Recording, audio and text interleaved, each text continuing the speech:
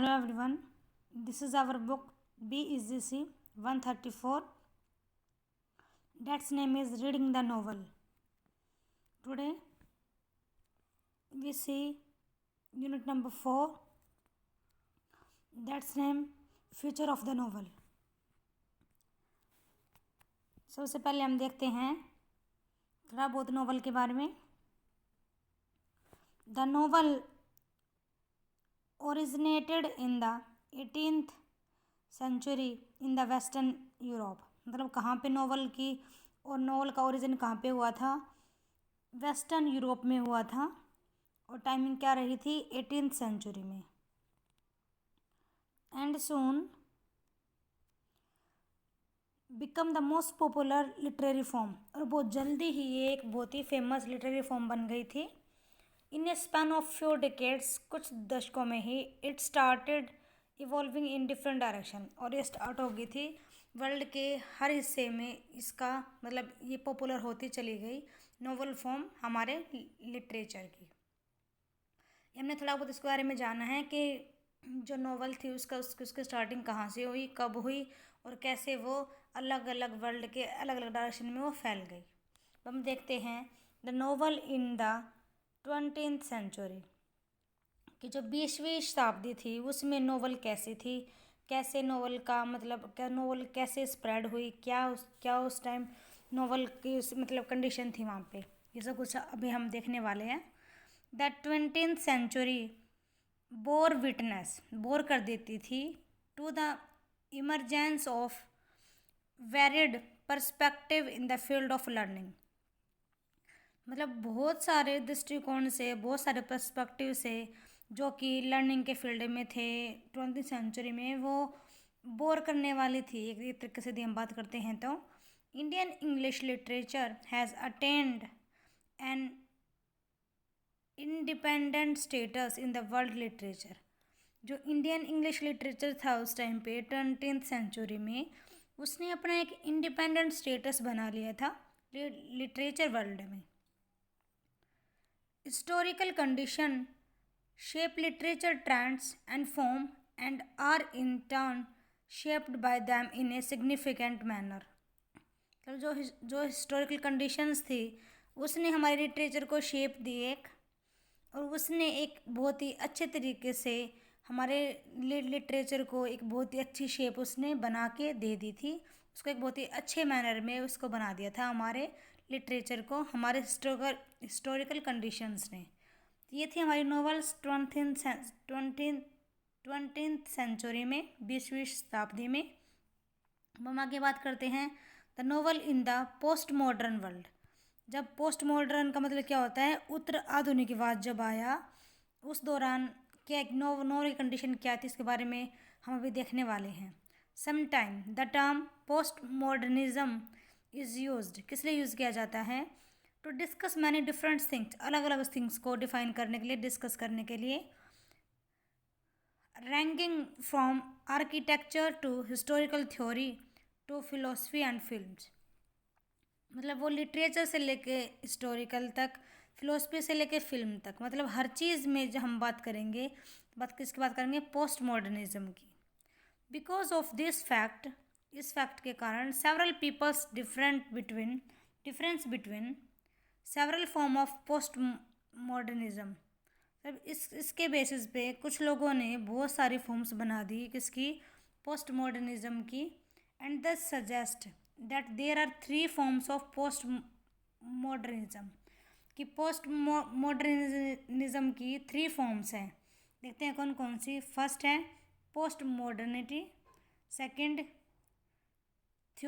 Theoretical post modernism and third is cultural post modernism. जो first है post modernity, उसका means क्या है?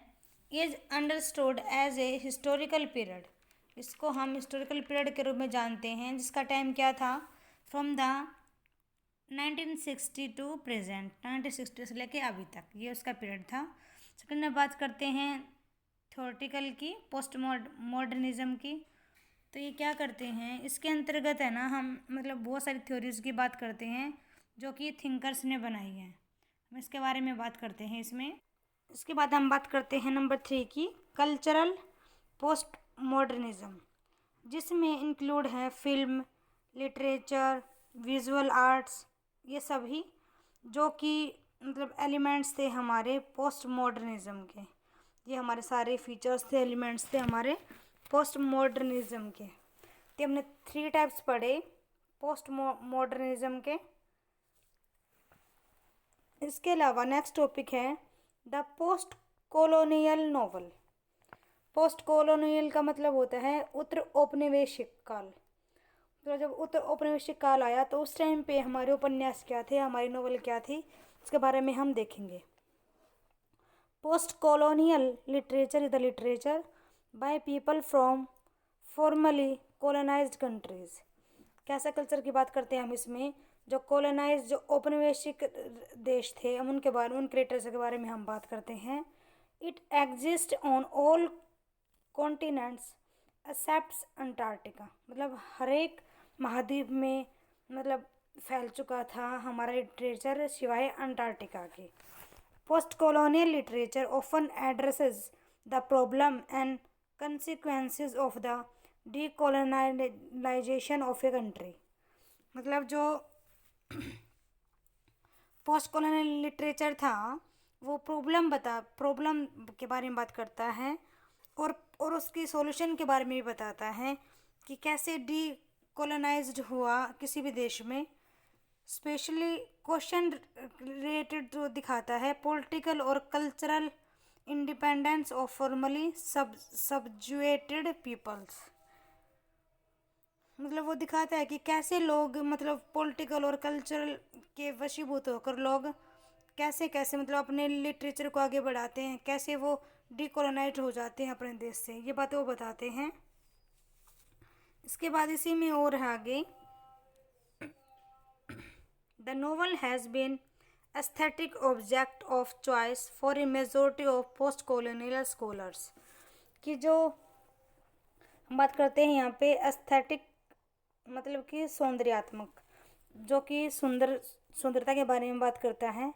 वो कह रहे हैं पोस्ट कॉलोनियल स्कॉलर्स जो थे वो एस्थेटिक ऑब्जेक्ट्स में मतलब उनकी मेजोरिटी थी, वो इसमें बिलीव करते थे।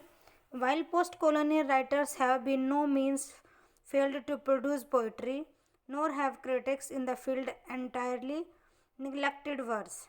It is the novel and the studies of the novel that have had the greatest influence in the field.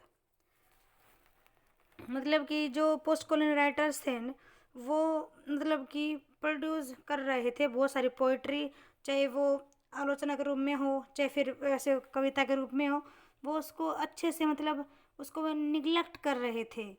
और वो कह रहे थे कि जो नॉवेल्स वगैरह हैं वो चाहते भी थे कि मतलब जो उनके नॉवेल्स हैं वो उनके फील्ड को या उनके एरिया को वो इन्फ्लुएंस करे, बहुत ज़्यादा इन्फ्लुएंस करे, बट वो निगलेक्ट कर रहे थे, क्रिटिसाइज कर रहे थे पोइट्री को और क्रिटिक्स को। Post colonial scholars do not limit their interest in representation and identity to the novel of post colonial nation. जो पोस्ट कॉलोनियल स्कॉलर्स थे, जो औपनिवेशिक काल के जो विद्वान थे, जो स्कॉलर्स थे, उनकी कोई लिमिट नहीं थी, उनके इंटरेस्ट की। तो वही मतलब जो उनकी नॉवल थी पोस्ट कॉलोनियल पीरियड में नेशंस में, तो मतलब वो उनका बहुत ज़्यादा इंटरेस्ट था उनको रिप्रेजेंट करने में और उनको आइडेंटिफाई करने में। जैसे कि Edward Said has return on the novel of empire के बारे में उसने नोवेल लिखी है एडवर्ड ने। Examining the way they represent the relationship between empire and colony, जिसमें कि उन्होंने रिलेशनशिप को दिखाया है एम्पायर और कॉलोनी के बीच में, उन्होंने रिलेशनशिप को दिखाया है। उसके बाद इस वाली चैप्टर में लास्ट टॉपिक है the future of the novel, कि नोवेल का फ्यूचर क्या होगा। The 19th and 20th century have witnessed an unprecedented spread of education। मतलब कि जो 19th और 20th सेंचुरी थी उसमें अभूतपूर्ण जितना स्प्रेड हुआ है एजुकेशन का वो पहले नहीं हुआ था। In the very first decades of the 20th first century, तब जो 20th मतलब जो 21वीं शताब्दी के जो पहले दशक थे, however what have been witnessed in an anti novel current, मतलब एंटी नोवल के बारे में लिखा गया 21वीं शताब्दी के प्रथम दशक में। This means that the 21st century seems in some ways to be departing from the literary traditional followed in the last 3 centuries, मतलब कि जो लास्ट 3 centuries हैं उसमें लिटरेरी ट्रेडिशन को फॉलो किया गया है। इसके अलावा with in the 20th century writing a major concern has been nationalism, जो 20वीं शताब्दी में जो राइटिंग लिखी गई उसमें से उससे बात किसकी की गई, राष्ट्रवाद की गई, नेशनलिज्म की बात की गई। The idea of nationhood emerged strongly in the middle of the century, क्योंकि हम बात करते हैं आइडिया लेते हैं हम नेशनलहुड का, तो राष्ट्रवाद का, तो वो स्ट्रांगली किस पे जाता है, सेंचुरी के मिड की बात करता है वो।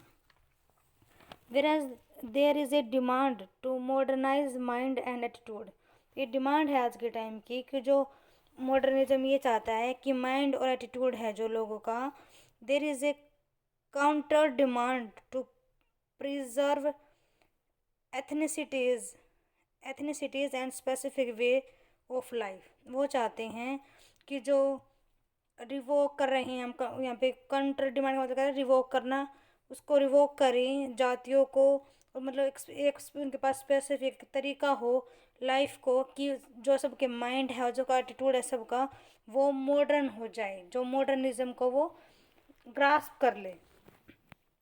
Important example of this are the writing of Maria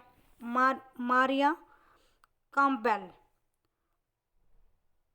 Merchant Atwood etc, मतलब इन्होंने यहाँ पे कुछ एग्जाम्पल्स दिए हैं इनके, जो इन दोनों ने राइटिंग की है, वो in their different way have underline the need to oppose idiocies and male behaviour vice women versa मतलब उन्होंने जैसे जैसे उन्होंने मतलब मेल के बारे में उन्होंने बताया है वैसे ही उन्होंने फीमेल के बारे में भी बताया, मतलब इन्होंने अपने राइटिंग के थ्रू ऐसा बताया है, मतलब ये नहीं है कि उन्होंने सिर्फ मेल पे लिखा है, उन्होंने मेल के साथ साथ उन्होंने वुमेन पे भी लिखा है, मतलब उनके बारे में भी लिखा है हमारे लिटरेचर में। मतलब ये एग्जांपल है कि हाँ मॉडर्निज्म आ गया है लोगों की सोच में, उनके माइंड में, एटीट्यूड में, इसलिए तो उन्होंने मेल की बजाय फीमेल के बारे में भी उन्होंने लिखा है।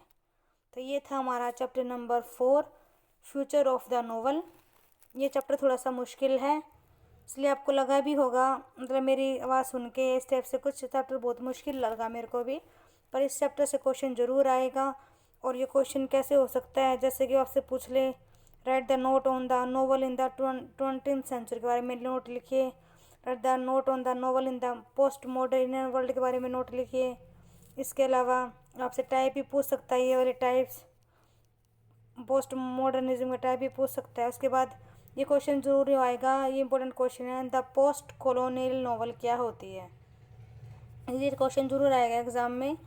इसके अलावा ये मैंने आपको एक पेज का लिखवा रखा है, ये 10 नंबर का आपका आराम से ये क्वेश्चन हो जाएगा। उसके बाद है the future of the novel, कि नोवेल का फ्यूचर क्या होगा, इसमें भी मैंने आपको यहाँ से लेके यहाँ तक बताया है। आई होप कि आपको ये समझ में आ गया होगा और आपको इससे थोड़ी बहुत हेल्प मिले। ये चैप्टर बहुत इंपॉर्टेंट है। इसके बाद मैं आपको इस चैप्टर मतलब हमारा ब्लॉक नंबर 1 कंप्लीट हो गया, इसमें टोटल 4 यूनिट्स थे, मैंने आपको चारों यूनिट्स करवा दी हैं। इसके बाद मैं आपको एक वीडियो डालूंगी, उस वीडियो में आपको बताऊंगी कि इस ब्लॉक नंबर 1 से इम्पोर्टेंट क्वेश्चन कौन कौन से हैं विद आंसर्स मैं आपको बताऊंगी। Thank you everyone.